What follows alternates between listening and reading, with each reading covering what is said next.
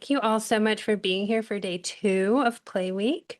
I loved seeing everybody's play personalities in the school community. Did anyone have any aha moments or things that they found when they were thinking about their play personality that they wanted to share?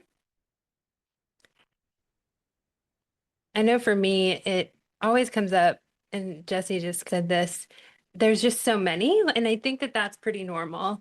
It's not necessarily meant to be like one box that we fit in, but it is really good to have a viewpoint of what things look like. Let me see. We've got creator and explorer. You know what's really interesting is I very much reject the creator artist one, but that is when I have the lowest capacity, and that's something we'll talk about today. I go to that, like I shared yesterday about coloring sometimes, or sometimes I'll just like move things around on Canva, not for work, but I'll just like design something. And until Canva, though, I didn't do it because I had a little bit of a perfectionistic way about me and I didn't want to do art. I still will reject a coloring page if I color outside the lines. We're going to get started. And again, thank you so much, everyone, for being here. Yesterday, what we talked about was exploring how play can connect us to ourselves. And for so many of us, there was a little bit of conversation either outside of the call or even somebody voiced it in the chat too, that it can be really uncomfortable at first. And I think that's because we get so used to doing and producing, and we feel guilty when we rest. And I know still to this day, I sometimes have to tell myself if I'm resting when my husband or my daughter gets home, like I don't have to get up and do something. That is so ingrained in us. Today, we're going to talk about why knowing your play personality matters and then how you can actually choose self-care that fits into who you are. And there's some other layers as opposed to just your play personality or what feels fun right now. But that is one way. And I think thinking about these things is so helpful because, again, we kind of have to dig out of what we forgot that we have. I want to share a story with you because we know that stories can just be a helpful way to hear something. And if you look at the slide on the left, I don't know if anyone is from Pennsylvania-ish area, but this is used to be at Sesame Place. And I want you to know that I had to Google this, and even looking at it now gives me like some pretty serious anxiety. But one of my very first memories is sitting next to my mom when my sister, who's 2 years younger than me, was climbing this thing with my dad. And I mean it when I tell you, I knew in my bones that this just was not for me. Everybody else looked like they were having so much fun, and I just was like, no, absolutely not. And I don't have a ton of childhood memories, but I really do remember just looking up, being like, good for them, not for me. And then fast forward to me being in my 20s, and some of you may have heard this story before, but my family went through the skydiving phase. I have no idea why still, but my dad went skydiving twice. My sister went skydiving. And my mom was like, we should do it. Now, remember, we were the ones watching the net, and my mom was watching because also she did not want to do that. My mom and I decided to go skydiving. And I promise you that, first of all, I was Googling skydiving injuries the night before because that apparently is something that makes me feel better. But it just was not for me. And I did it because my whole family was doing it. I thought that it was what I should be doing. Everyone says it's so freeing. And literally, I was falling with this stranger on my back, and I did not feel like it was the best thing ever. And I was like completely numb. And I thought, okay, well, there's something very wrong with me. But I think I knew in my bones that this was not for me, just like I did with the net, but I didn't listen to it. And then a few years later, and again, this is not a heights thing. I'm not scared of heights. It's just I didn't want to be the only one in my family who didn't skydive, which again, I'm telling you this, and I'm like, this doesn't make sense to me now. But a few years later, my husband bought me a hot air ballooning experience for my birthday, and my husband and my daughter and I went in a hot air balloon. And you would think like, these other two things clearly I would not enjoy this. But for some reason, I knew that hot air ballooning would be fine. I didn't have that feeling. I had to do it. I think I could have easily told my husband, no, that doesn't sound like a good idea. I don't remember why we did it. I think I had been telling him I wanted to. But, anyways, as we were up in the air in this hot air balloon, I remember thinking, okay, this is the feeling, the same feeling as the bus trip I talked about yesterday, the feeling of just knowing that I was doing the thing that felt aligned. And these three situations are all could be considered very similar, but they're really not. And I share this story because, especially for all of us in helping professions, whatever you do, we really treat self-care so often like the skydiving for me, like something we should do. Someone else said it was a good idea. We want to just like push through that fatigue and do the yoga or join the challenge. And then we wonder why it doesn't really feel good. And so I just want to remind you that self-care isn't about doing the thing that you are pushing through, because then you'll feel me free falling to the earth. And that was the worst. And instead, think about that feeling of what feels good, essentially in your bones. And that's similar to the play voice that we have, or the things that we do for fun. I think that's a voice that we shut off for a really long time. And so we kind of have to get in tune with it again. Again, self-care for so many of us looks like what feels like what looks good on paper. So you do a walking challenge, or maybe you think you should paint, or maybe you figure out your play personality and you're like, now, okay, now I need to do 10 million of these things to align with my play personality. That's not what I want you to do. It really, though, matters when we think about what we're doing. And instead of thinking about just the what, we need to think about how it meets or misses three different things. For me, when I'm choosing what I'm doing for self-care, I filter it through these three questions. Does it align with my values? What matters to me right now? What I need or what is meaningful? And then, does it align with my capacity? What's realistic for me today? And even if I'm not at my ideal capacity, what is my actual capacity? Again, like I shared yesterday, sometimes that looks like coloring to just have some more creativity come up for you. Or sometimes it looks like having coffee with a friend. I have a really good friend who we often go on walks, but some days we just look at each other and we're like, actually, we're going to do coffee today. We don't want to walk. Thinking about your capacity. And then this next step is where your play personality comes in. What feels fun or good?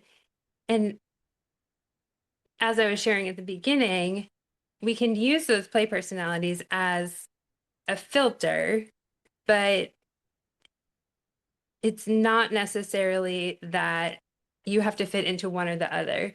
This comes up for me with exercise a lot, because exercise might be something that keeps me healthy and it might be good for my brain, but it's not always the easiest thing for me to do. Sometimes it's more wellness as it is to self-care. I might still have to do something good for my soul or creative to fill that self-care bucket. And the other thing I just want to add too is that understanding your play personality helps you to conserve your energy, so you're not wasting time on things that don't fit your life, or self-care that doesn't energize you. It helps you build consistency, because I know for so many of us, we have so many things to do.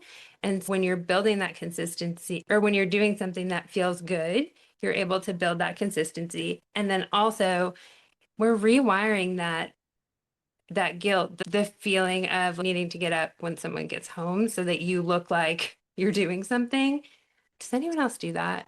If I could find the chat, I would tell you all to validate me because I want that to go away so badly, but yeah. Thank you guys. Jessie said she's been paying more close attention to her capacity. I think especially in graduate school for SLPs, but I would assume this is when anyone is in any type of program to become a helping professional, they almost don't acknowledge capacity. I don't know that that was even considered. Like, you were just going to do and make it fit and figure it out. And that's at least how I felt. And my program was not overwhelmingly stressful, but I did feel that was not even part of the equation. It is something we have to relearn. When our self-care honors these things, it's not just another thing to do. Jenna said for sure they were able to tell I wasn't right out of school because I had a different way to prioritize. Oh, that's a really interesting point. You were an older student, or I guess you went back after. We can't be available for others unless we are first available for ourselves. Helen, put that in a t-shirt, please. That's a great point. I'm going to share some case studies. Just wanted to illustrate for you how self-care can look different, because sometimes when I'm in any type of course or teaching situation, I'm like, okay, but what do you mean? Here's Lena. The activity that Lena wants to do is yoga at a local studio. She thinks it's a really good idea, but the only thing she can do is go to a full class after a long work day. Her values are things like connection and authenticity. Her play personality that she found when she did the quiz were creator and explorer and storyteller. And her current capacity is pretty low. She's really overextended. She feels socially drained. She already is kind of dreading this full class, but she knows that yoga is supposed to help with her stress. She leaves her last session, sits in traffic, barely makes it. The instructor is telling her that it's in a very encouraging way. We're going to just find some peace. And all she feels is pressure. This looks like self-care, right? It might be on her calendar. She might be like, I'm doing this. It's self-care. It looks like self-care, but it's not. It's clashing with her values. There's no real connection. She isn't even really connected to the message of finding peace. She wishes maybe that she was honoring her artist part and maybe journaling or painting. And then she also is thinking, well, I could be doing this outside or not in this packed studio. And so she leaves yoga way more tense than she got there. Here's a reframe I want to give you, and this can help you as you're looking at the ways that you're practicing self-care. Let's look at how we can just take what we're already doing and align it with those three areas. So later in the week, Lena decides that she really does want to find that peace. So she gets home from work and rolls her yoga mat outside in her backyard. She has her favorite playlist and she just moves intuitively. This is aligning with her value of spaciousness and not being hurried and not being in a full yoga studio. And she is thinking from her creator side and storytelling side. She chose a playlist that sets the scene. She's following her own rhythm and it matches her capacity because she didn't push herself to do something that didn't feel good or feel rushed. And so instead of throwing out yoga as an option, she chose to look at how she could make it more aligned with those areas. And I think that this, for me, is the place that I always try to encourage people to start, because there is likely something that you're doing or some reason that you're doing what you're doing, and we can find a way to make it more aligned. But having that awareness of what we need is the part that we don't necessarily have. And so here is Marcus. And can I just tell you how hard it is to find a picture on Canva of people kickboxing that doesn't make me feel like, oh, that's a weird picture. I didn't like it. So this took a while. But Marcus is wanting to take kickboxing class. And so he signs up for a Saturday kickboxing class. This is like his go-to stress release. His core values are connection, vulnerability, and growth. And then his play personalities are competitor and kinesthetic. I meant to practice that last night. It's like I'm not a speech therapist. It's so hard to say. Anyways, so his current capacity is low, as is the rest of the world, right? So he's been caring a lot for others this week. He feels really disconnected. And so he shows up in the gym, ready to sweat. He shows up ready to sweat, loud music. It's perfect for what he needs.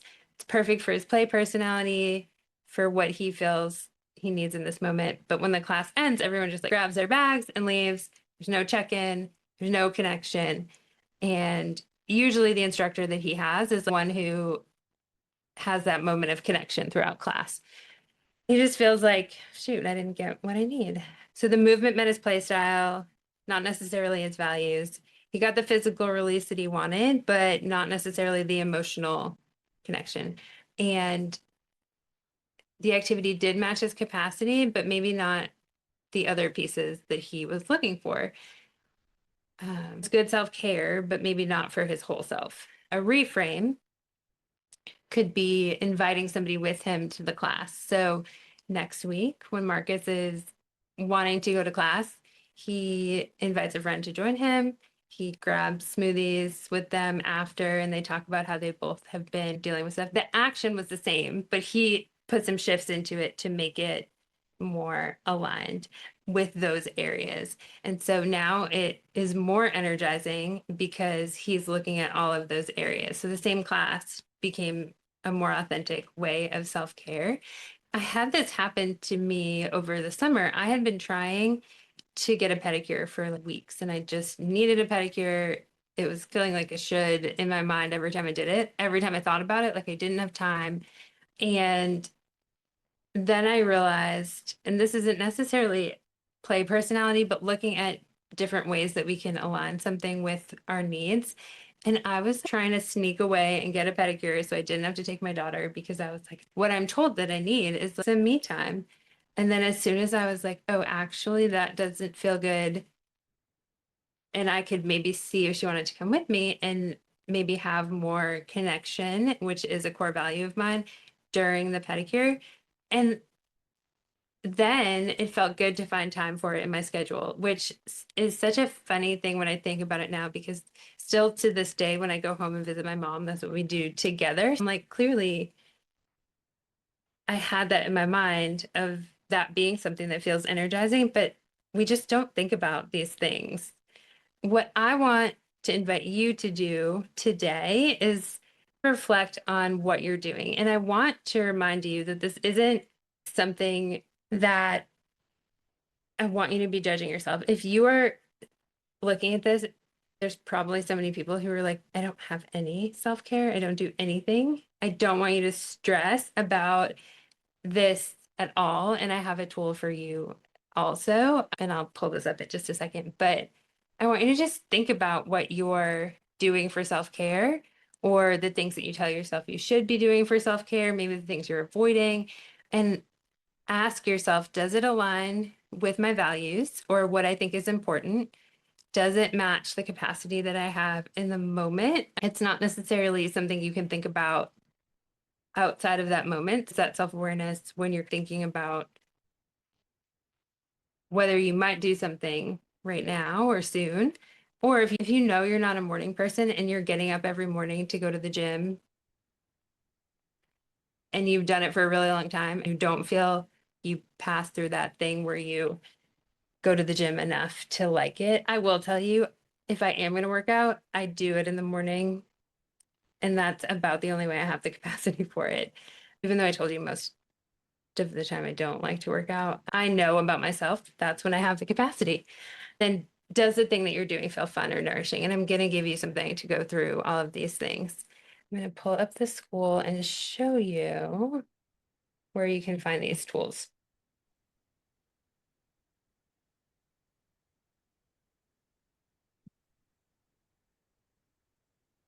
If I don't do it first thing, yeah, Jenna said it gets put off. It really, and and I spend the whole day just stressing about it, if we're being honest. I spend the whole day thinking, I don't want to do that. If we go to day 2, the link will be here. And then I put this reflection prompt in here for you. And so it goes through those areas, and I put it in a Google Doc also. You won't have the ability to write on it, but just make yourself a copy. Then once you make a copy, you can write in it or do whatever. And I put 2 other resources in here. If you're not sure what's draining you, this is a great tool. There's a quiz that you can take to kind of figure out what's draining you, because that might be where you need to start. And then also, this is a great tool if you're not ready to ask those questions about self-care. Just start thinking about what you're doing and how your energy feels. This is a great way to start thinking about things. So you just want to observe. You don't want to judge yourself. I don't want you to stress about if this is something that you need to change right now. I just want you to be an observer of your life from 2 steps back. But yeah, that's what I have for you today. And if anyone has any questions or any thoughts, feel free to unmute or you can drop them in the chat. And if not, I'll see you tomorrow. And thanks everyone for coming. And I'll get the replay up soon.